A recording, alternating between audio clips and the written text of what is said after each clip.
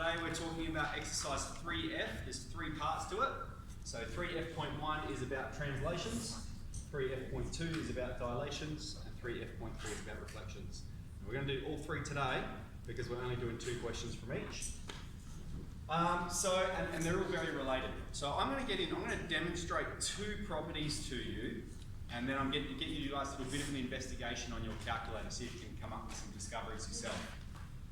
So we have f of x, that's a function, like y equals f of x. Okay, but if you think about it, there's heaps of numbers you could put in it. Okay, you could put a number out in front, alright, so that's a. You could put a number in front of the x. You could have x subtracting a number or adding a number.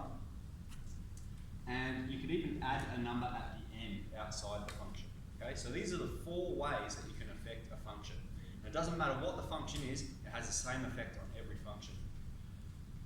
So it's very, look how intuitive this is as well. Okay, so if this is f of x, this is our function, and it says draw y equals 2f of x. Okay, so remember y equals f of x, that's telling us the y value everywhere along here. And 2f of x means we're going to multiply every y value, this is every y value, we're going to multiply it all by 2. So that means every y value is now doubling. Alright? So we'll start here. Okay, this has a y value of 2. Okay, that's what that does. So if it's going to double, the new point it's going to be at is 4. Okay, so it's going to be up there. This point has a y value of minus 2. And if you double that, it's going to be minus 4. So I'll put that on the grid here. Alright, and the same here, okay, it's doubling there and doubling there. Then if we look at these points here, this has a y value of 0, okay, and if you double 0, it's just going to be 0, okay, 2 times 0 is 0, same here, alright, so those points aren't changing, but what's happening, when we're multiplying it by 2, we're stretching it further away from the x-axis, okay, that's called a dilation, we're stretching it further away from the x-axis. Think about how, someone's pupils dilate, they're stretching and contracting. So excellent. So we've stretched it further away from the x-axis. Okay. So then what happens if we're going to draw half x? All right. So now we're multiplying every y value of the original function. It's still talking about f of x, the original function. So this one here is the original function. I might use some multiplicators. Let's go with some green.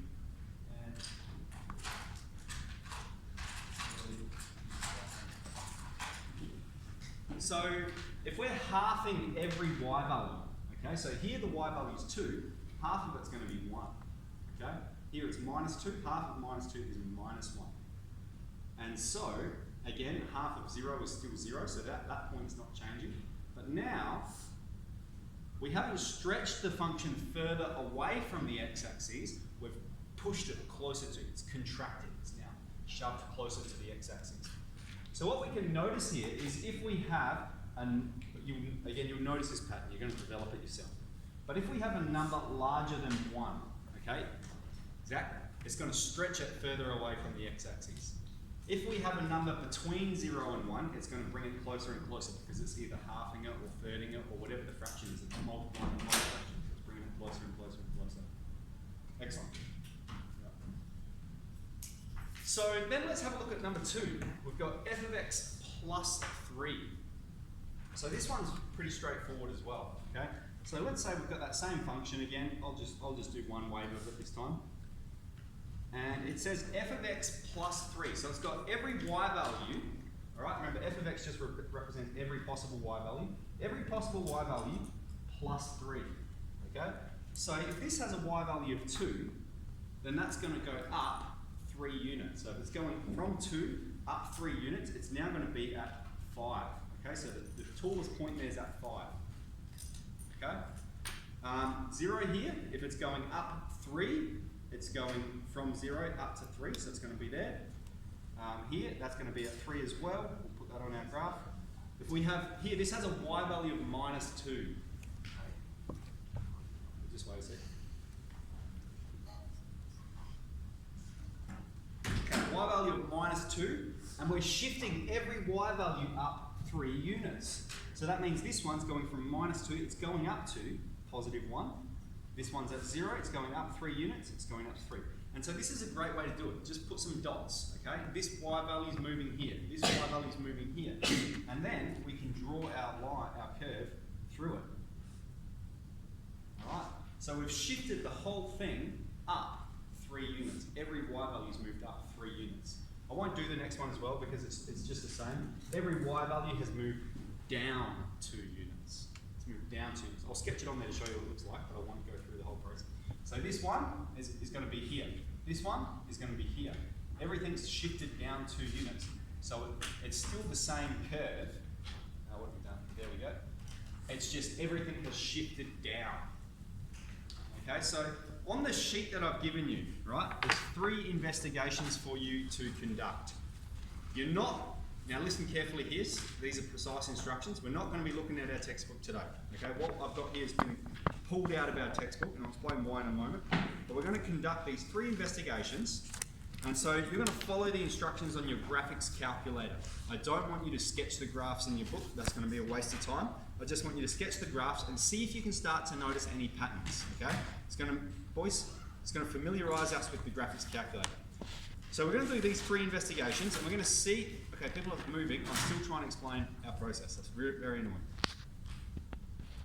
Okay? Then we're going to see if we can explain those rules ourselves, okay? Because overleaf, I have copied the way that the textbook explains it for you, but I don't want you to look at that just yet. I want you to see if you can develop them yourself, see if you can notice some patterns. Okay, then this is the reason why I've printed it, okay? Because in the textbook, they're just going to give you that, okay? Here's y equals f of x, and they'll say, perform these changes to it. But what I've printed for you is the original function on the grid, and it tells you how to translate it so that you've got a grid there with the function drawn so that it's easy to do, easy to manipulate. So that goes for 3f.1, 3f.2 and 3f.3. So they're the only questions we should be doing. If we do finish early, you can have a go at some of the others, but this is just the sort of important idea.